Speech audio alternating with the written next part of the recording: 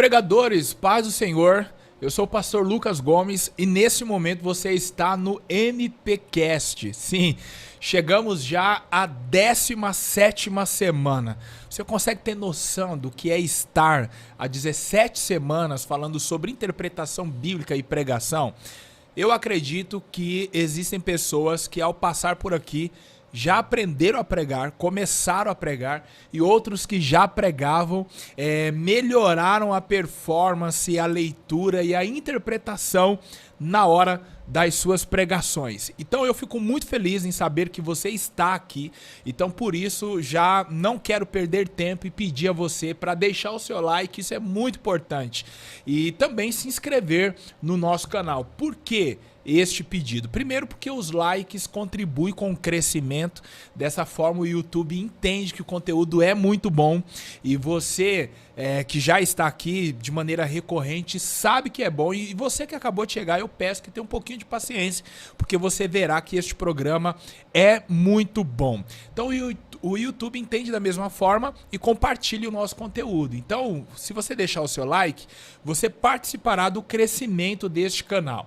E segundo, se você se inscrever, você será notificado todas as vezes que um conteúdo novo neste canal subir. Então, como eu quero que você seja abençoado da forma que você está nos abençoando com a sua presença, por favor, se inscreve. Ativa aí o sininho e você será notificado todas as vezes que um novo programa começar. Estamos aqui todas as quartas-feiras, então agenda aí. Quando for quarta-feira você já saberá que o MPcast irá ao ar. MPcast é uma sigla, significa Mentoria para Pregadores. Por quê?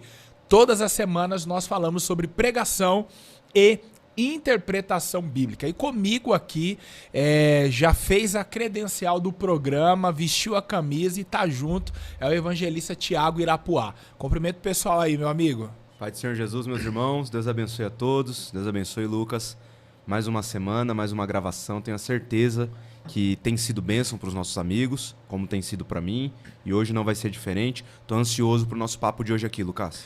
Muito bem, na semana passada nós falamos durante 2 programas, então o da semana passada e o da semana retrasada, nós falamos sobre a missão dos 12, parte 1, parte 2. Se você não assistiu, vai lá. E se você não assistiu nenhum programa, clica na playlist aqui no canal, vai lá em MPcast e você vai encontrar todos os programas. Eu recomendo que você faça um baldão de pipoca, comece na sexta-feira e termine no domingo, tá bom? Na segunda você vai estar prontinho para pregar, ok? O programa da semana passada, como eu disse, nós falamos sobre a missão dos 12 e encerramos. Hoje nós iremos falar sobre interpretação bíblica, especialmente sobre as figuras de linguagem. Será o programa 2. Por quê? Nós estamos no programa 17, então eu vou pedir a você para voltar. Ao terminar esse, você vai voltar no programa 12, se eu não estiver enganado, e você vai assistir a parte 1 deste programa. Interpretação bíblica, figuras de linguagem, parte 1. Hoje nós vamos retomar a ideia. Por quê? Até então nós estávamos realizando o programa em casa. Eu na minha casa, o Thiago na casa dele. E quando nós viemos para o estúdio, nós resolvemos fazer uma mudança, tá? Então agora, para não deixar a galera que acompanhou a parte 1, foi um programa sensacional. Nós falamos sobre o que é a símile, como reconhecer uma parábola, como identificar uma metáfora, alegoria, provérbios. Olha, foi um programa sensacional, quase 1 hora ou foi mais de 1 hora, não me lembro, mas foi muito bom. Então hoje nós vamos retomar. E no programa de hoje, que será a parte 2, nós explicaremos aqui para você o que é o símbolo na Bíblia, o que é a ironia. Veja que coisa, a Bíblia é um livro tão espiritual, tem partes irônicas, meu amigo Tiago. Então nós iremos falar sobre a ironia dentro do texto bíblico e também sobre os paradoxos, ou seja, a nossa intenção aqui é treinar o seu olhar para identificar as diferentes figuras de linguagem no texto bíblico. Por quê? Nós, enquanto assembleanos, pentecostais, e mesmo você que não seja assembleano, de repente é reformado, Se não é nenhum dos dois, mas respeita a Bíblia, pretende interpretá-la da maneira correta, o indicado sempre é que você parta para a interpretação literal. Só que nós sabemos que nem sempre a interpretação literal irá caber, certo? De repente, a interpretação literal não será a melhor. Então, nós teremos que partir para o entendimento das figuras de linguagem. Então, se você acompanhar o programa que nós fizemos, o 12 ou 13, agora não me lembro, mas eu vou colocar na descrição deste vídeo aqui o link para ficar melhor para você. Se você acompanhar este primeiro programa e o de hoje, certamente a sua leitura será transformada. E a gente segue no lema aqui do programa, que é: uma leitura atenta resolve 50% dos problemas de interpretação. Sem mais delongas, nós vamos partir para o programa de hoje. A gente vai assistir a vinheta, que é outra novidade aqui do canal. Eu quero que você assista e, se valer a pena, já deixa o like. Depois da vinheta, o Thiago já começa, ok? Solta a vinheta pra gente aí.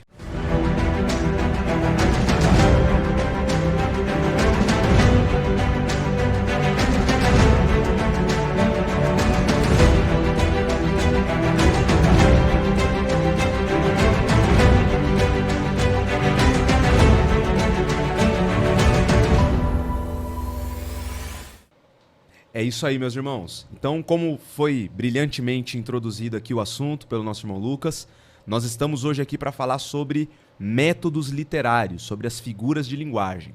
Repito, que o nosso irmão já antecipou, quando você faz a leitura bíblica, o ideal é que sempre você leia ela a partir da literalidade do texto. Mas nem sempre isso é possível.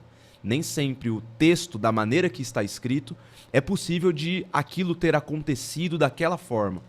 Quando isso acontece, quando isso ocorre, significa então que nós temos que entender que existe um recurso de linguagem que está por detrás ali. Esse recurso é o que nós chamamos de figura de linguagem. Então a Bíblia, ela está escrita em linguagem literal, mas ela possui também a sua linguagem figurada, suas figuras de linguagem. E dentre elas nós vamos destacar no programa de hoje 3. A primeira é a figura de linguagem do simbolismo. Preste atenção nisso, simbolismo. Quando nós falamos de símbolo, nós estamos falando de algo que representa alguma coisa, ou que é posta no lugar de alguma coisa. Então, quando nós olhamos para a Bíblia Sagrada, nós veremos muitos símbolos, literalmente sendo postos ali, para que nós possamos entender ou subentender uma outra realidade. O ponto é, e aqui quando eu passo a palavra para o Lucas, agora que eu vou passar a palavra para o Lucas, eu gostaria que você prestasse atenção e refletisse acerca disso. Porque, Lucas, é uma verdade que falar de símbolo é mexer em algo que está dentro do ser humano e do seu imaginário. Nós somos simbólicos. Nós temos muitos valores que são valores simbólicos. Por exemplo, quando eu olho aqui para uma caneta vermelha, eu me lembro que na época da escola, falar de caneta vermelha era falar de algo que estava errado. Então veja, assim que eu olho para essa caneta, já me remete esse símbolo, já me remete essa mensagem que não necessariamente a caneta significa isso, mas ela representa esse valor. Então nós temos esse apego simbólico com algumas coisas, com lugares, com pessoas. E é aí que na hora de ler a Bíblia nós precisamos tomar esse cuidado. Até porque nós vivemos numa época que cada vez mais as pessoas estão trazendo para dentro da fé, para dentro do dia a dia de igreja, alguns símbolos e se apegando a esses símbolos como se eles fossem de fato algo necessário, algo suficiente. E é aí que eu queria passar para você, meu irmão. Onde que na Bíblia nós podemos identificar alguns símbolos? Onde que esses símbolos devem entrar na nossa vida de fé e até onde é saudável fazer uso desses símbolos no dia de hoje. Nós devemos, por um exemplo aí, né, fazer unção de coisas como se fazia no Antigo Testamento. Onde que nós devemos olhar para os símbolos, para as coisas, para os elementos e interpretar no dia de hoje, meu irmão? Muito bem, então, quando a gente olha para a Bíblia, a gente a vê recheada de símbolos, imagens e tudo mais. Se tratando dos símbolos bíblicos, a gente precisa compreender a sua utilização até onde aconteceu. E primeiramente o que significava para essa gente, para esse povo. Nós podemos falar aqui sobre um dos símbolos talvez mais conhecidos do Antigo Testamento, que é a Arca da Aliança. E aí eu procurei aqui rapidamente, primeiro livro de Samuel, capítulo 4, a partir do versículo 1, nos mostra que houve uma grande baixa no exército de Israel, no primeiro confronto entre Israel e os filisteus. Algo em torno de 4.000 homens perderam a vida. E quando então se reuniram, talvez para compreender as razões daquela derrota, chegaram ao entendimento de que perderam porque a arca do Senhor não estava junto com eles. E quando a arca chegou, houve uma alegria e tal, a ponto da terra tremer com a vibração daqueles homens. E lá no arraial dos filisteus, eles ouviram o barulho, sentiram a pressão e disseram: Deus está entre eles. Então não era um entendimento somente dos filisteus, mas também dos israelitas, de que a arca simbolizava a presença de Deus. Então eles tiveram esse entendimento de que se a arca não estava, Deus não estava. Então por isso eles perderam. Só que aí a gente percebe, ao dar sequência na leitura, que o problema não era esse. O fato de Deus não estar. Deus já estava. Os problemas eram outros. Eram os pecados de Ofni, de Finéias, a parcialidade de Eli com os pecados de seus filhos, ok. Então a gente entende que até mesmo os símbolos, eles não serviam para alterar nada na vida. Eles estavam ali com um fim didático, com o fim de trazer uma revelação da parte de Deus. Então é claro que a arca ela tinha essa representação, mas para que de maneira lúdica Israel entendesse que Deus estava ali, que a sua glória se fazia presente, e a arca não era a única coisa que representava a Deus naquele lugar. A gente vê que quando houve a inauguração do tabernáculo, nos capítulos finais do Êxodo, uma nuvem envolveu o tabernáculo. Então ali dando a entender que Deus chegou naquele lugar. Quando Salomão inaugurou o templo, essa mesma nuvem se fez presente e a arca estava lá.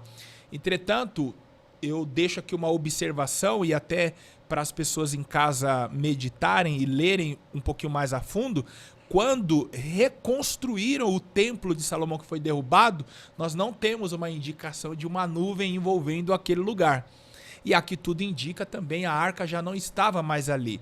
Então era uma forma de Deus fazê-los entender quando ele estava, quando ele não estava. Mas, além disso, Deus queria que o povo compreendesse que ele é o Deus onipresente. Entendimento este que hoje nós já temos. Então não é mais necessário nós termos dentro das nossas igrejas uma arca da aliança. Ainda que, de repente, o pastor diga assim, mas é só simbólico. Tá, é simbólico. Mas a gente tem que entender que a própria Bíblia deixou de usar a arca como símbolo da presença de Deus. E isso foi indicado pelo próprio profeta Ageu, lá no capítulo 2, quando ele disse que a glória seria maior. Então, dando a entender de que agora Deus não se utilizaria mais dos símbolos. O próprio Cristo entraria naquele lugar. Então, não mais uma representação, mas a própria glória estaria de fato ali dentro. Então, hoje, por mais que a Bíblia mostre a arca como um símbolo, eu não preciso mais fazer uso da arca como símbolo. Por mais que a Bíblia mostre a pomba como símbolo do Espírito Santo, eu não preciso mais colocar uma gaiola com uma pomba no púlpito. Olha, gente, esse aqui é o Espírito Santo. Não, porque a própria Bíblia mostra que esses símbolos perderam a sua usabilidade. Agora eu falei bonito, hein? Gastou o português, hein? Existe essa palavra, meu amigo Thiago? Passou a existir agora. Então, eu disse haja e ela se materializou aqui pra gente. Exatamente. Então, a própria Bíblia mostra isso caindo em desuso. Talvez um dos símbolos do Antigo Testamento que nós vamos perceber ainda sendo usado no Novo, mas não mais com o mesmo entendimento, é o azeite. Então, no Antigo Testamento, ele era usado para diferentes fins. O João Henrique Palharim, em seu livro O Evangelho Reunido, quando ele fala do momento em que Jesus estava no Getsêmani, aí ele explica que lugar era aquele, que ali havia prensas de azeite, e aí ele traz uma explicação muito bacana sobre o azeite. Ele diz que quando as azeitonas eram postas dentro do saco de estopa, elas eram postas sobre pedras, e aí vinha o rolo, Então esse primeiro azeite que era extraído da azeitona era chamado de azeite de primeiríssima qualidade. Era o que seria de uso sacerdotal, para ungir o leproso depois que a sua cura fosse atestada, ungir reis, profetas, sacerdotes, acender o candelabro no templo ou mantê-lo aceso. Aí depois passava mais uma pedra, um rolo de pedra sobre esse mesmo saco de estopa. O segundo óleo que saía era de uso doméstico. Então usava para fazer comida, para acender a candeia, como lá em Lucas capítulo 15, a partir do verso 8. Depois, uma terceira vez, esse rolo de pedra passava sobre o saco de estopa e saía um terceiro óleo que, misturado com soda cáustica, fazia um sabão. Então, esse óleo ia para as indústrias e também fortalecia a indústria dos cosméticos, pois usavam para passar na pele. O pessoal já tinha um cuidado nessa época. Então, nós vimos que para os diferentes usos que o azeite tinha no Antigo Testamento, nós apontamos a unção do sacerdote, do profeta, do profeta, do sacerdote e do rei, como a unção do Espírito Santo. Então, de uma maneira lúdica, eu volto a dizer, Deus ensinou Israel no Antigo Testamento que o Espírito Santo também seria derramado. Então, essa ideia de Atos 2, de que o Espírito foi derramado, é uma alusão a este óleo que também era derramado. E aí, no Salmo 133, o salmista diz que o óleo descia sobre a cabeça, a barba, ou seja, encharcava a roupa toda. Então era uma indicação de que o Espírito Santo também seria derramado e deveria se apoderar de uma maneira completa. Uma vez que o Espírito Santo veio, o óleo já não serve mais para isso, para ungir pessoas. Pelo menos nós não vimos ele sendo usado no Novo Testamento com este fim. O que nós vimos é Paulo falando sobre a imposição de mãos, Atos 6, os diáconos recebendo uma imposição de mãos, não houve uso do óleo. A gente vai ver lá em Tiago, aí sim, o óleo mais uma vez sendo usado para o enfermo. Mas ainda assim o Tiago deixa muito claro que não é o óleo que cura, é a unção que cura. Então, o problema de nós hoje olharmos para a Bíblia Sagrada e trazermos estes símbolos é que nós estamos aí correndo o risco de estar trazendo algumas ações heréticas para dentro da igreja, fazendo uso de símbolos que não são mais usados e, no caso do óleo, usando para um fim totalmente diferente, né? Nós temos igrejas, e eu vou em alguns lugares dessa forma, e aí aqui eu estou apresentando a maneira correta e não bem estabelecendo uma crítica, porque às vezes esses lugares fazem um uso de algo que não sabem, que não poderiam usar para aquele fim.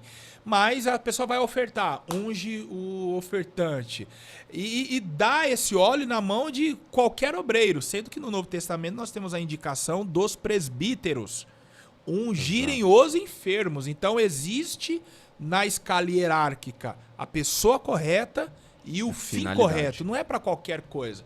Então tudo isso acontece por uma leitura equivocada.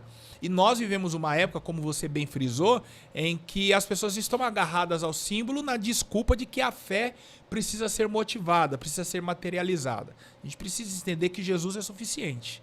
Verdade. E acho que a nossa cultura contribui muito para isso, né, Lucas? Porque nosso país, veja, é um país de maioria cristã, mas é aquele cristianismo bem miscigenado, como é a nossa cultura nacional, né? Eu estou diante aqui de um historiador, sabe muito melhor do que eu. E nós temos essa cultura de pessoas, por exemplo, cristãos, que se apegam em símbolos de outras religiões, por exemplo, em datas, em épocas. Para citar um exemplo e ser mais objetivo aqui, por exemplo, o final do ano, a pessoa vestida de branco. Ou, olha aí, crente, vigia, hein? Crente que vai pra praia no final do ano e vai pular 7 ondas. E a lentilha? Pra trazer prosperidade. No culto não dá um glória, não pula, não faz nada, vai pular onda no final do ano. Ou seja, esses símbolos, as pessoas como um todo, aí até abrangendo não só o crente para quem nós estamos falando, as pessoas como um todo, elas são simbólicas. E eu me lembro de uma vez ter ouvido o pastor César Cavalcante comentando sobre isso e me chamou me acendeu essa visão de que às vezes esse símbolo ele diz respeito a uma infantilidade nossa, né? Porque quando nós não temos uma percepção real das coisas, do mundo, nós nos apegamos a elementos, a figuras, para tentar naquela figura resumir o que é o mundo, E às vezes não é assim que funciona.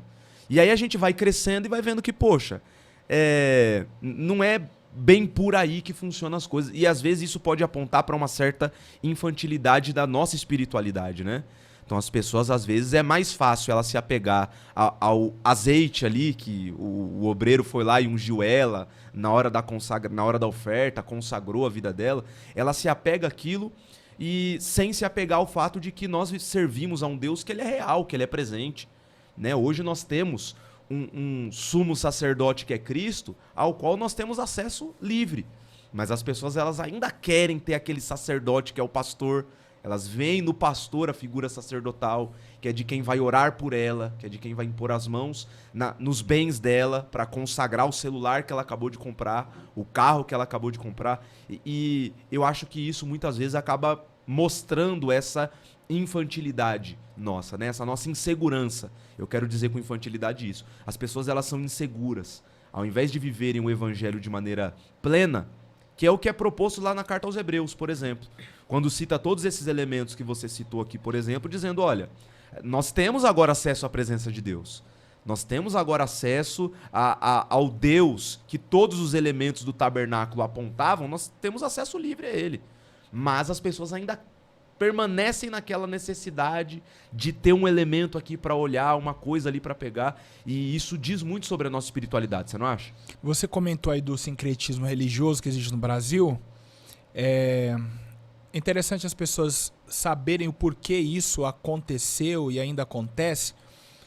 Quando os escravizados foram obrigados a receber o catolicismo como a sua religião, eles, em público, cumpriam essas exigências, mas na vida privada, como uma forma de resistência, eles ainda cultuavam os seus deuses, celebravam as suas festas, cultuavam ali as divindades africanas, e aceitaram o catolicismo, mas ali estava presente também uma forma de resistência. Por quê?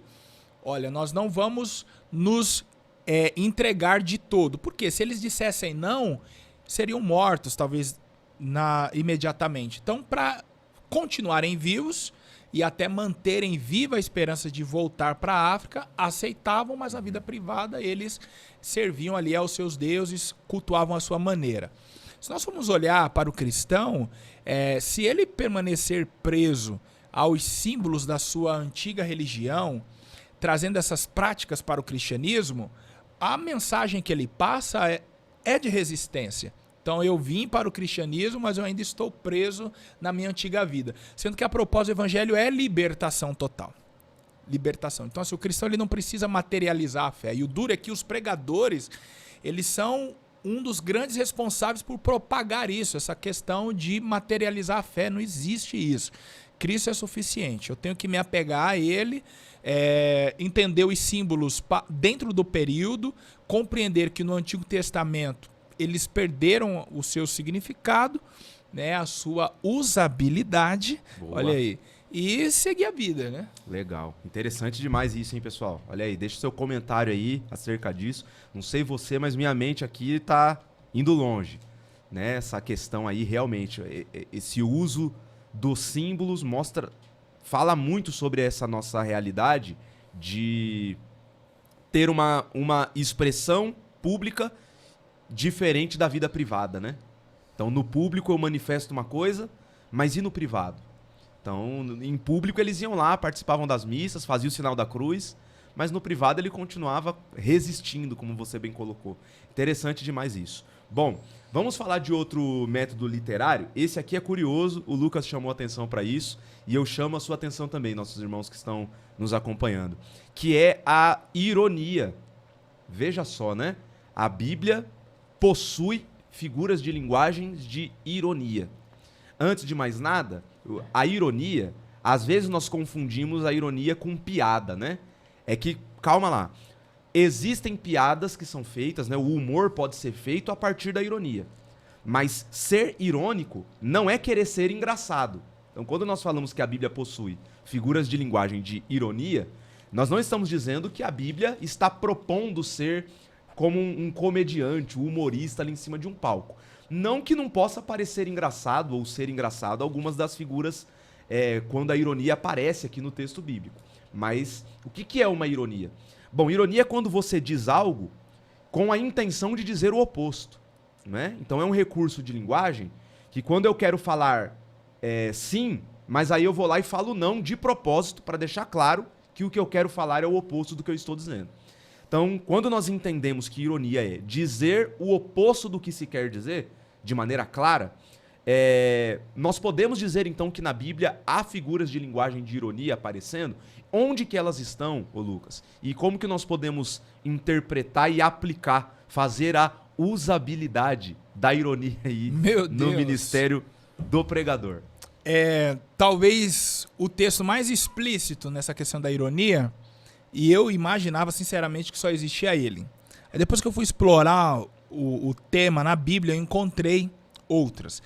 Mas o mais explícito é aquele evento de Elias, né? Primeiro a Reis, capítulo 18, de verso 20 a 40, quando ele zomba dos profetas de Baal, porque já estava quase no meio do dia, e eles se cortando e gritando, sangue escorrendo, e nada de Baal responder. E aí o Elias começa, olha, talvez ele está ocupado, pode ser que ele tenha viajado. Então aí ele foi bem irônico com os profetas de Baal.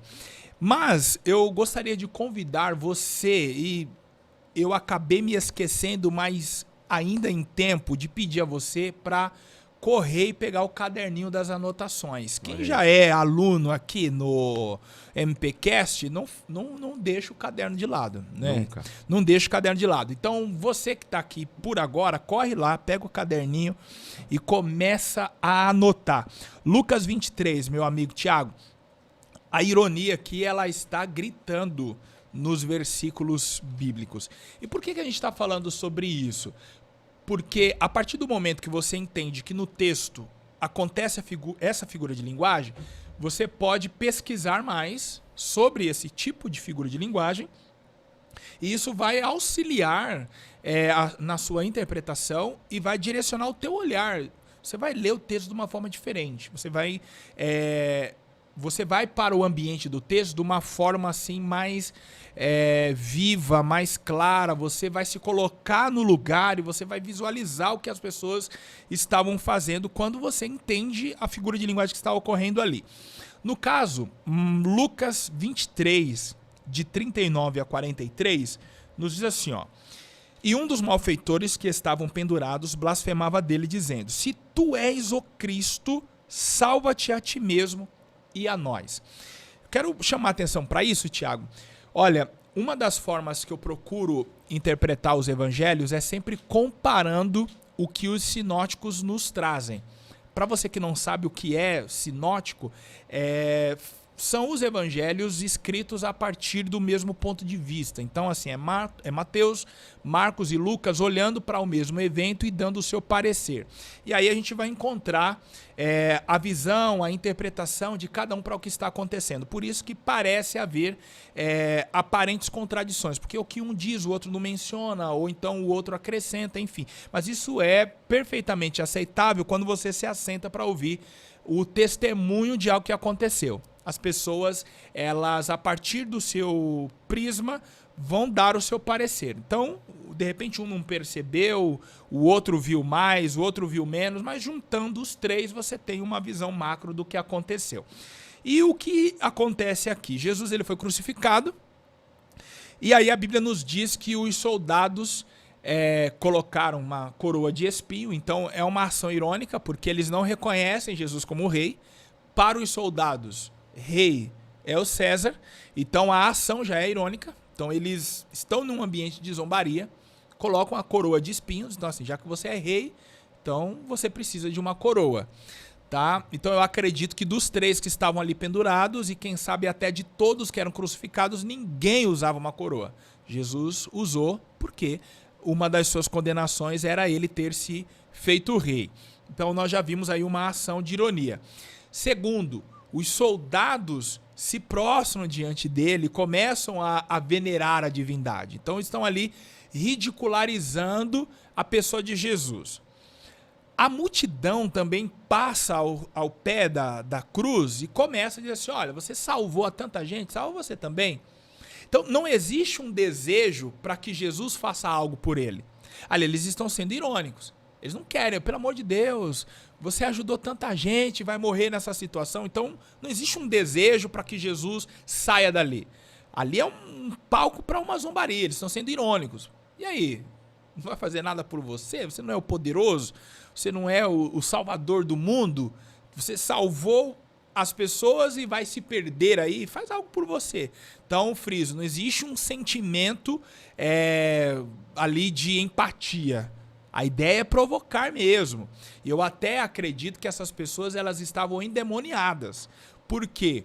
Aí fica para outro programa a gente falar sobre essa questão de que só morria quem pecava. Jesus até então não tinha pecado. Então o diabo, quem sabe, ele está usando os soldados, a multidão para provocá-lo para ver se ele desce da cruz. E aí peca e a morte, então tem o direito de matá-lo. Só que Jesus resiste toda essa zombaria, toda essa ironia. E aí não Lucas, mas Mateus e Marcos nos diz que esses outros dois que foram também crucificados partiram para a ironia também. Porque os dois olham para ele e começam a dizer, salvou tanta gente, salva você e salva nós, desce daí, tira a gente daqui. Então os dois começaram a ser inflamados por aquilo. Então a ironia, essa figura de linguagem, ela tem essa capacidade de ou ela provoca a ira em quem está sendo alvo das ironias, ou ela traz a galera que está na plateia para participar das mesmas ações e serem irônicos. Sim. As pessoas começam a participar do movimento. E aí os dois também começaram a ironizar. Desce daí, tira a gente, salvou tanta gente, salva a gente também. Só que Lucas, ele traz um detalhe crucial. Por quê? No texto onde nós lemos, Lucas começa dizendo, e um dos malfeitores. Então, parece que quando Lucas dá atenção para o que está acontecendo na cruz, ele vê somente um dos malfeitores. O outro já estava arrependido de estar ironizando, provocando. E aí, o outro responde no versículo 40. Tu nem ainda temes a Deus, estando na mesma condenação? E nós, na verdade, com justiça, porque recebemos o que os nossos feitos mereciam, mas este nenhum mal fez. É interessante como aqui ele coloca a mão no fogo por Jesus. Como assim, Tiago? O homem foi condenado, então sugere que ele passou por um julgamento, e nesse julgamento se ouviu testemunhas. É claro que a gente sabe que no caso de Jesus eram testemunhas falsas, 6 julgamentos fajutos. Charles Swindoll diz que ele participou de 3 julgamentos religiosos e 3 políticos. Então 6 julgamentos que aconteceu na madrugada só para cego ver, porque ele já estava condenado desde que foi encontrado lá no Monte das Oliveiras orando. Então como que uma pessoa que foi condenada, todas as provas convergiam para aquilo, você simplesmente olha e diz assim, este nenhum mal fez? Como que você coloca a mão no fogo assim por alguém? A única explicação que eu tenho para isso é que ele conhecia Jesus. Só que momentos antes ele também estava ironizando. Ele também estava provocando. E aí ele muda o discurso. E aí ele olha para Jesus e assim, ó, lembra-te de mim quando entrares no teu reino. Então ele sabe que Jesus é rei, sabe que Jesus tem um reino. Ele menciona o tema central de todas as mensagens de Jesus, o reino. Então ele ou era seguidor, distante ou de perto, mas fato é que ele não se converteu durante o ministério de Jesus e está lá pendurado com ele. Aonde eu quero chegar? Se o pregador, ao ler este texto, identifica aqui, como nós identificamos, essa figura de linguagem, a ironia, de que maneira ele pode aplicar isso para a igreja? Anota aí, meu jovem, minha jovem. De que maneira ele pode aplicar isso para a igreja? Quantos de nós, Tiago, tendo parentes não crentes, também passamos por esse momento de zombaria e somos ironizados dentro da nossa casa? Em diversas situações. Você está passando por uma aprovação, você está passando por uma luta, e aí o teu parente que não é crente fala assim, poxa, mas você não é crente? Você não serve a Deus? Você não ora? Ele não está falando isso para te incentivar a, poxa, eu oro, então eu vou orar mais. Não, ele não está falando isso para te incentivar a oração. Ele está ironizando. Pô, mas você não ora? Então você não deveria estar passando por isso. Então esse texto nos mostra claramente que uma pessoa que vestiu a camisa da ironia, ao perceber que para ela não tinha mais solução, ela se despiu da ironia e se vestiu da humildade. Ela mudou de lado. Então, de que maneira você pode aplicar isso? Quem sabe alguém lá na sua casa, na tua família, na empresa, que ironiza sua fé, ao perceber que não tem mais para onde ir, pode se despir das vestes da ironia e se vestir das vestes da humildade. E aí Cristo fazer uma grande obra. E aí qual foi o fator que provocou essa mudança? Ele sair da ironia e agora partir para a humildade e para a exaltação. Ó, esse nenhum mal fez, ele é rei, ele tem um reino. Então ele não zomba mais, agora ele glorifica, agora ele exalta. O que provocou essa mudança? Aí a gente encontra no livro do profeta Isaías, né? A importância do pregador se interessar pelo texto a ponto de perguntar para ele, como eu fiz agora, o que provocou essa mudança. E aí correr para a Bíblia e como acreditava o Martinho Lutero, e os reformadores, as partes obscuras da Bíblia são esclarecidas com outros textos. Isaías nos diz no capítulo 53 que ele intercedeu pelos transgressores. Então a gente entende que o seu silêncio na cruz, na verdade, era só de palavras, mas ele falava com o Pai e certamente intercedia por esses dois. Um deles foi alcançado. Então, se nós permanecermos em oração por estes que hoje ironizam a nossa fé, é questão de tempo para eles mudarem de lado. Glória a Deus, glória a Deus. Interessante ainda nessa passagem aí que há ainda, momentos antes, o registro da oração de Cristo, da intercessão literal de Cristo, né? Do Pai, perdoa-lhes, pois não sabem o que fazem, eles não sabem o que falam. E isso de maneira geral. Estava nessa intercessão, fazendo essa intercessão por todos os que ali estavam e serviu a eles e alcançou-os. Muito interessante isso. Antes só de partir aqui para o próximo estilo literário, eu gosto muito também de um outro texto onde aparece ironia, que se você quiser complementar e comentar também, Lucas, que está lá em Juízes capítulo 10, que esse é um texto onde nós vemos o próprio Deus sendo irônico, né? No contexto ali de onde o povo de Israel pecava à torto e à direito, como nós dizemos, fazia o que queria. Quando as coisas davam errado, eles clamavam a Deus, Deus levantava um juiz, o juiz livrava o povo, mas Deus era com aquele juiz durante aquele tempo. Quando o juiz morria, o povo voltava a adorar outros deuses, a servir aos seus ídolos. E no capítulo 10, versículo 14, tem uma fala de Deus para o povo, no momento que o povo está clamando por libertação, por livramento, e Deus fala àquele povo, vai lá, busca os seus deuses, né? Eles que vos livrem na hora do vosso aperto. Então, você vê o próprio Deus sendo irônico, porque é aquilo, se nós isolarmos o versículo 14 e fizermos ali uma leitura literal, parece que Deus está, primeiro, concordando que existem outros deuses. Então, espera aí, Deus está falando, vai lá e busca outros deuses. Então, existem outros deuses? Aí, por favor, me permita só abrir um parêntese, para a gente valorizar o momento. Sim. A importância de você reconhecer essa figura de linguagem é exatamente essa, pelo que você está dizendo. Deus está reconhecendo a existência de outros? Não, literal o que ele está dizendo? É literal? Ele está sendo irônico somente. Está sendo irônico, é uma figura de linguagem. Então, ele levanta a pergunta, né? Nós levantamos a pergunta através dessa fala dele. Existem outros deuses? Se é que existem, esses deuses realmente podem livrar o povo? Deus está mandando o povo buscar outros deuses? Não, é uma figura de linguagem de ironia. O que Deus está dizendo é exatamente o contrário do que está saindo da boca dele. O que ele está dizendo vocês buscam outros deuses, na hora do aperto é a mim que vocês recorrem? Só eu que existo, agora eu presto. Então vai lá buscar os outros deuses, como quem está dizendo, para de buscar esses outros deuses, porque eles não adiantam, eles não servem.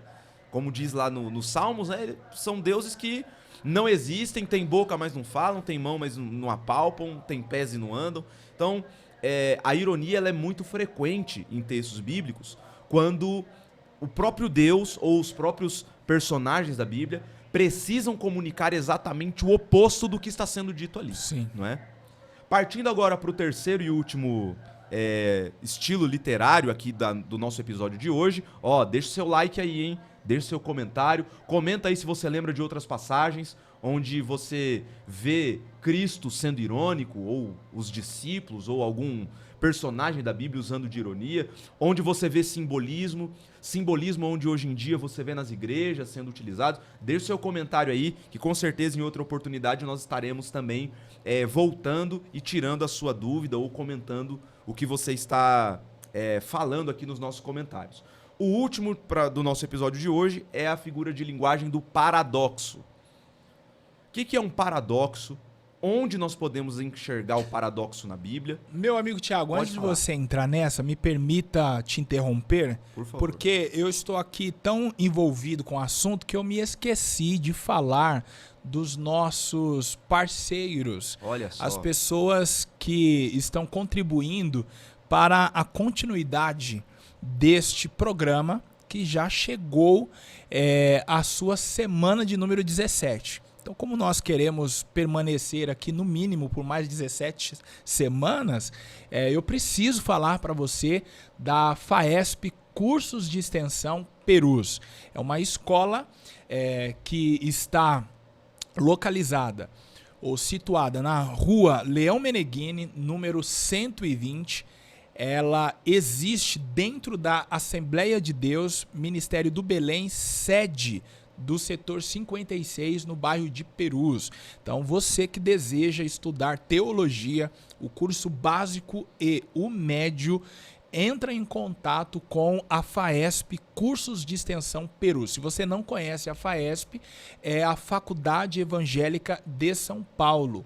E no bairro de Perus tem o núcleo da Extensão Perus. Então lá você poderá estudar um dos cursos livres que estão à disposição. O básico ou o médio em teologia. O básico você estuda por 1 ano e meio e o médio você estuda durante 1 ano. Dentro destes períodos, o básico você estuda 16 matérias e para cada matéria você recebe um livro, tá? E também o médio, durante o período de 1 ano, você estuda 10 matérias. Toda segunda-feira, das 19h50 até as 22h30, ou então aos sábados, das 9 ao meio-dia. São quase 3 horas de conteúdo bíblico teológico para você. Essa escola já formou dezenas de alunos, estão caminhando para mais uma formatura e me informaram que desejam ter você no quadro dos próximos alunos. Então, por favor, abaixo estará o link para você entrar em contato e se inscrever. Diga que você teve o conhecimento da FAESP Cursos de Extensão Perus através do MPcast. Quero também aproveitar, já que demos essa pausa aqui, para falar a você do espaço em que estamos. Quero apresentar a você o Estúdio Visionário. Sim, se você tem o desejo de ter o seu próprio podcast para poder se conectar com a sua audiência ou construir uma audiência. Hoje os podcasts têm sido um espaço muito versátil, onde você pode falar de tudo e de qualquer coisa. Nós estamos aqui falando sobre pregação, mas existem outros nichos e você poderá levar adiante o teu produto ou o seu serviço.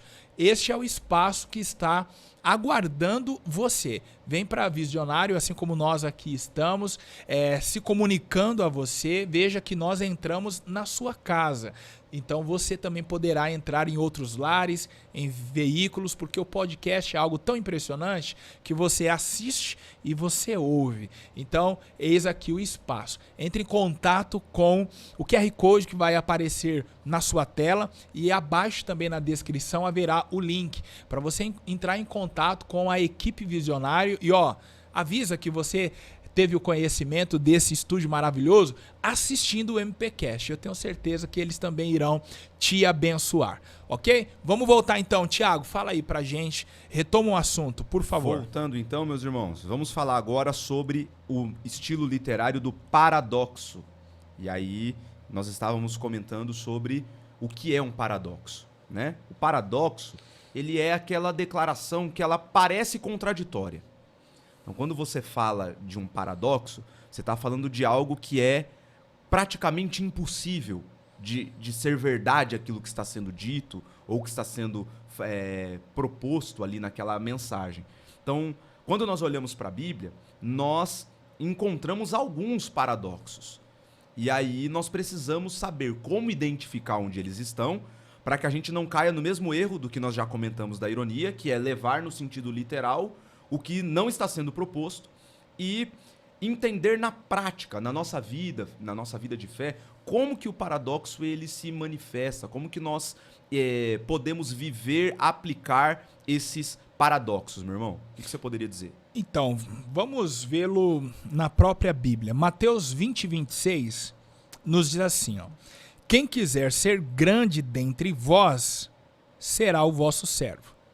Então, existe aqui um paradoxo, porque se nós olharmos com as lentes do mundo, as lentes seculares, quem quer ser grande jamais vai servir. A proposta de ser grande é ser servido. Então, existe esse paradoxo e nós podemos identificá-lo nas Escrituras quando você, neste caso, está lendo: quem quiser ser grande será vosso servo. Aí você para, mas peraí, como isso é possível? E aí nós temos até um outro texto, eu já vou voltar para esse de Mateus 20, 26, nós temos um outro texto que é Mateus 16, 25, em que Jesus diz assim: pois quem quiser salvar a sua vida, a perderá, mas quem perder a sua vida, por minha causa, a encontrará.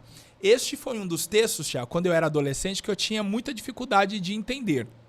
Eu vim compreender com o passar do tempo. Poxa, como assim? Quem quiser salvar a vida vai ter que perder. Porque se ele quer salvar, ele não quer morrer. Só que Jesus está falando no sentido espiritual. Então, assim, se você quer ganhar uma vida espiritual, muito provavelmente você perderá a sua vida física, né? A sua existência material. Então, se você está interessado na eternidade, não importa o que aconteça aqui neste mundo material. É mais ou menos isso que Jesus quer dizer. Então, os paradoxos, eles estão espalhados pela Bíblia. E neste caso do texto que li em Mateus 20, 26, nos fala sobre essa questão de ser servo. E eu quero explorar um pouquinho. Quem quiser ser grande dentre vós, será o vosso servo. Primeiro eu quero explorar essa questão do que é ser servo, porque aí a gente vai mergulhando no texto e vai entendendo aonde Jesus quis chegar com essa declaração. Você sendo servo, automaticamente você já se coloca na posição de maioral. Quando você serve, você é o maior. A Bíblia nos fala sobre dois tipos de servos. Eu destaco primeiro como aquele que andava com os pés descalços e aquele que calçava os pés e agora andava com a orelha furada. Lucas 15 nos mostra o jovem, o pródigo, voltando para casa descalço, porque o pai dá uma ordem: trazei a sandália para lhe pôr aos pés. Então aqui nós temos uma clara indicação de que esse menino chegou na posição como que de um escravo. Não que ele tenha sido escravizado, mas ele estava na posição de um descalço, pois andava descalço somente os servos. Era uma maneira de distinguir quem era escravo, quem era servo e quem era livre.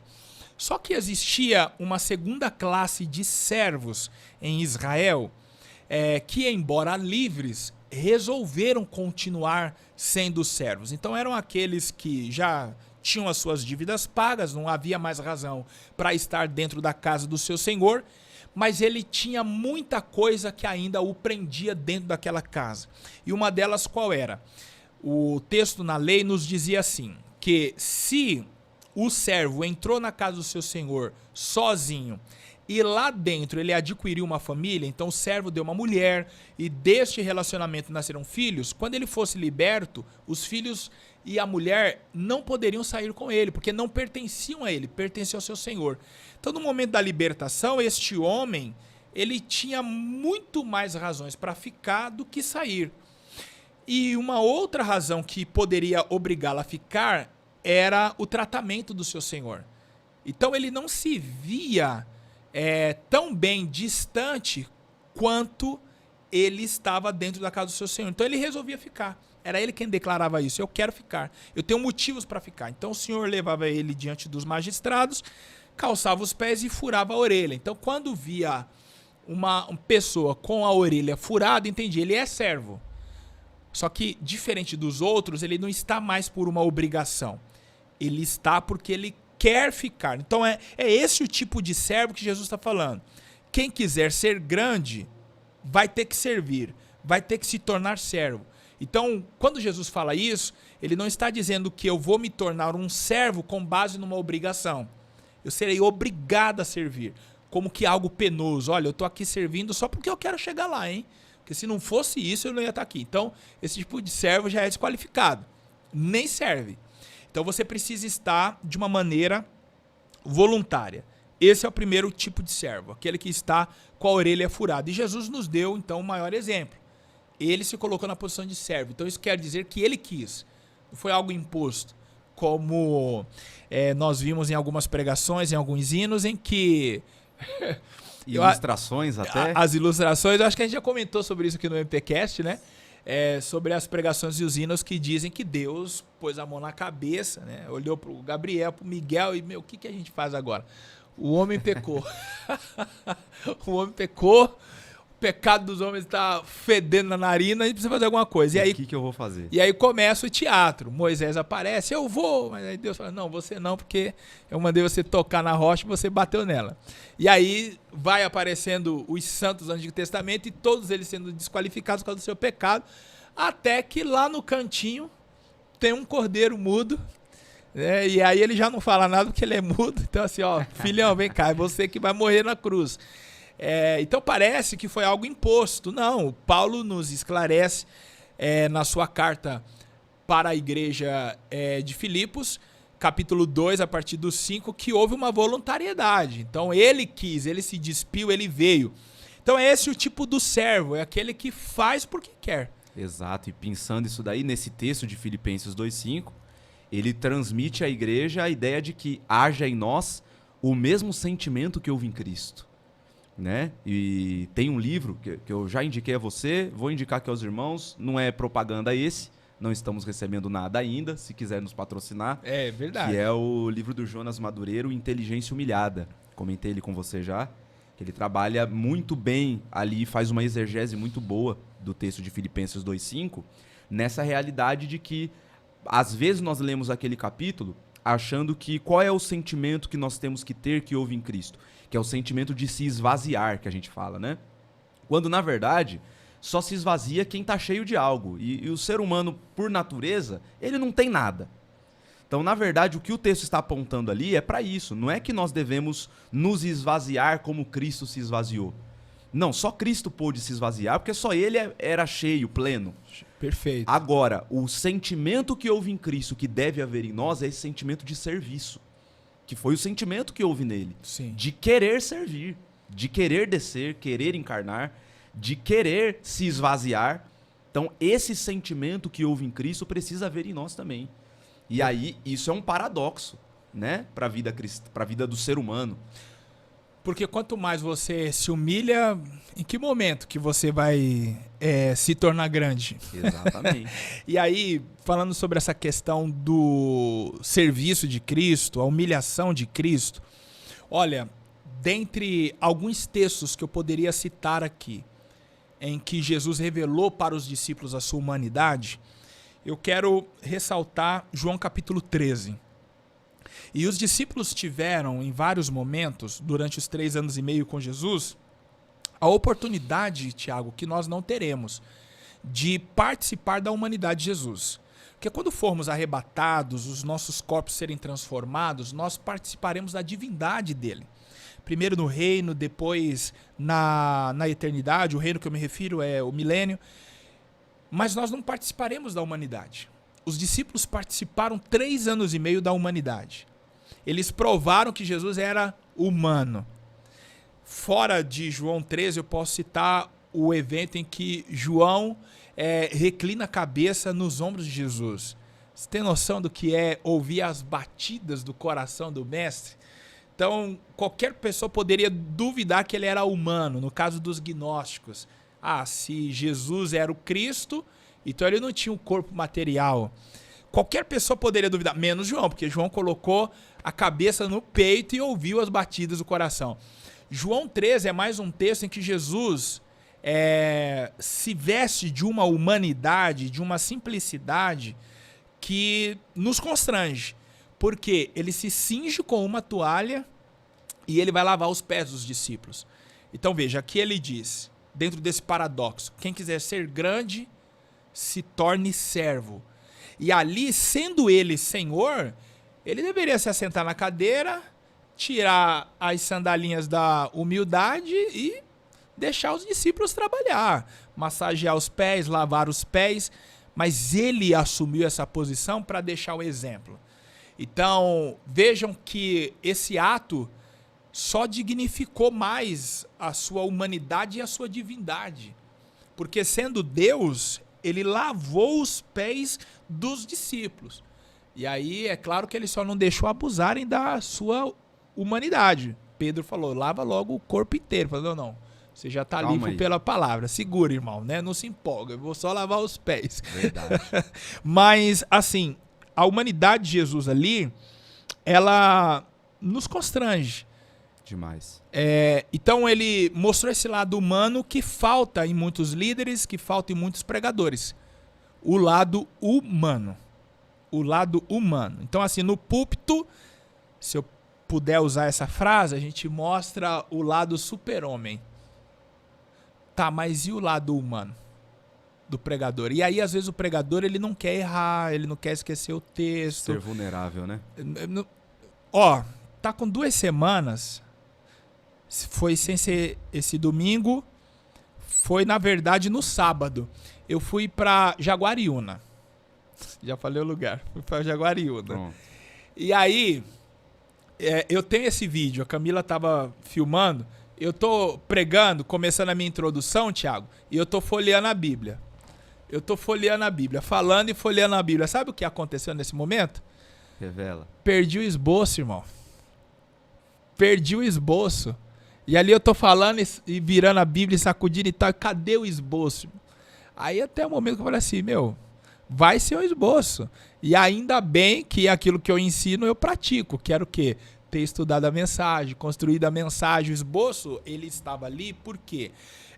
Eu sempre uso esboço normalmente quando eu tenho muita informação ou quando estou preocupado com a mente sobrecarregada na ideia ali de acabar esquecendo. Então eu faço esboço para me servir de apoio. E era o caso, eu viajei quase 2 horas, então eu falei, para não correr o risco de eu esquecer, deixa eu rabiscar. Perdi o esboço, irmão. E agora?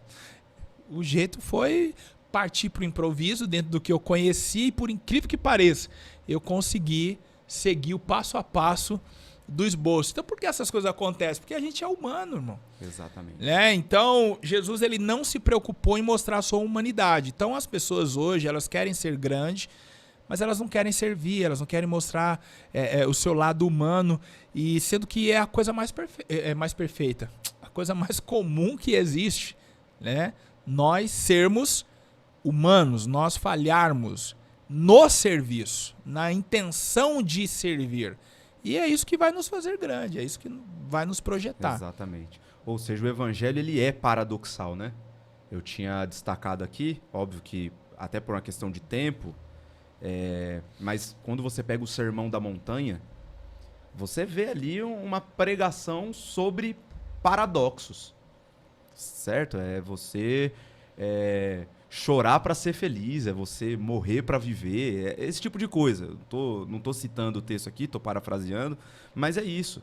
É você apanhar e virar o rosto, né? É você ser chamado a fazer uma coisa e fazer o dobro do que você está sendo chamado a fazer. Esse é o paradoxo e isso é o evangelho. É carregar uma cruz, né? Uma coisa que eu observei nesse texto, você já terminou de falar? Já sim, já Porque eu respirei alto aqui. Mas uma coisa que eu observei nesse texto, de Mateus 20, 26, sobre esse paradoxo, quem quiser ser grande dentre vós será o vosso servo. Eu observei que Jesus não condenou o sentimento daqueles que querem ser grandes. Ele só, como que a gente pode colocar ali? Recalculou, né? Mostrou o caminho, recalculou Como a rota. Quer ser grande? Beleza. Não tem problema nenhum. O jeito é esse. Só pega o caminho da servidão. É e às vezes, por uma leitura equivocada, os cristãos acabam condenando aqueles que querem ser grandes. O pregador que compartilha a agenda, o pregador que volta e compartilha as fotos do culto, diz o que Jesus fez. Não tem mais isso hoje, mas o pregador que na época, uns 10, 15 anos atrás, fazia o cartão de visita, o pregador que grava sua mensagem, sobe no YouTube, os pregadores que vêm para um podcast. Exatamente. Olha lá, estão querendo ser grande. Mas aonde Jesus condenou aqui, Mateus 20, 26, aqueles que querem ser grande? Ele só falou assim, quer ser grande? O jeito certo é esse. Serve, irmão. Seja humilde. Serve primeiro e aí você vai se tornar grande. Então, a gente termina aqui com essa mensagem. Quer ser grande? Pega o caminho da servidão, né? Veste as vestes da humildade, a sandalinha que o pessoal diria de Cristo, né? Exatamente. E seja humilde e você será grande. A gente está caminhando para o fim e eu quero aqui apresentar a você, eu não fiz isso no início, a gente se preocupa com outras questões e esquece. Quero apresentar a você os meus livros. Este primeiro aqui, com o tema Água, ele ainda transforma em vinho. Esse livro eu lancei em 2017, Thiago, de uma forma assim bem inusitada. Eu desejava falar a casais, mas nunca tinha recebido a oportunidade.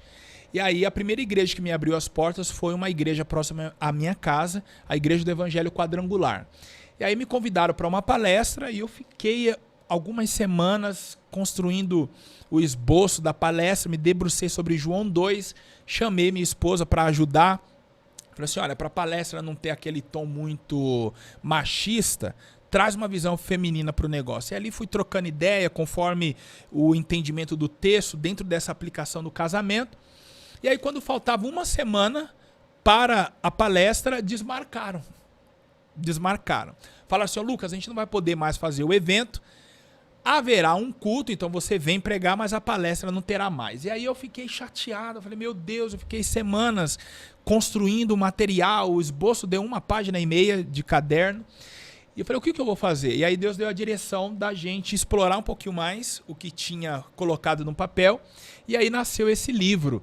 Em 2017 eu lancei e desde 2017, então nós já estamos em 2024, são 7 anos aí em que eu vendo esse livro, jovens, adultos, irmãos e irmãs, solteiros, noivos, pessoas já casadas, têm lido e têm sido abençoadas. Então, se você quiser adquirir, abaixo também estará o link para você adquirir este livro. Água, ele ainda transforma em vinho. Aqui eu faço uma análise sobre o cenário de João 2, quando Jesus operou seu primeiro milagre, falo do relacionamento de acordo com as fases do vinho, a fase do vinho bom, a fase do vinho ruim, e quando ele chega na água. E o mais importante, você vai entender aqui o porquê o vinho acabou. O segundo livro, lancei o ano passado, Mentoria para Pregadores, dá origem ao nosso projeto, o MPcast. Aqui a proposta é você ler, interpretar e aplicar melhor os seus sermões. São leituras breves porque eu conheço o público brasileiro que não gosta de ler. Eu vi uma matéria recente que 66% dos alunos de escola pública entre 14 e 16 anos não leem livros com mais de 10 páginas. Então não ia adiantar eu fazer aqui uma Bíblia para você não ler. Então o que você vai adquirir? Leituras breves, contudo profundas. Então a proposta desse livro é servir de manual. Você vai aprender aqui a desenvolver sua própria mensagem, a introduzir, desenvolver e concluir, fora que você vai conhecer os diferentes tipos de sermões e uma orientação para você ler a Bíblia da maneira correta. Então, como dizem aí os leitores, numa sentada você lê. Todavia, eu tenho certeza que você vai ter que voltar aqui muitas vezes para colher o que aqui é indicado. Meu amigo Thiago, a única coisa que eu tenho para dizer agora é obrigado. Então serão 2, porque eu também deixo meu obrigado aqui aos espectadores. Que Deus abençoe vocês. Esperamos que tenha sido mais uma vez proveitoso. E na próxima estaremos aqui, se Deus assim permitir. E eu creio que Ele quer. Eu sei que você que está aí do outro lado da tela esqueceu de deixar o like, esqueceu de se inscrever. Mas eu tô aqui para lembrar você. Deixa o like aí, filho de Deus. Se inscreve. Thiago, vamos olhar ali, se despedir desse povo. Semana que vem tem mais. Será o programa de número 18. Rapaz, a gente vai atingir a maioridade, hein? Semana que vem. Responsa, hein? Responsa. É liberdade. E falaremos sobre o Espírito Santo no Antigo e no Novo Testamento, sobretudo na pregação. Perde não, irmão. Por isso que você tem que se inscrever, tá bom? Deus abençoe você. Muito obrigado pela sua companhia. Abraço.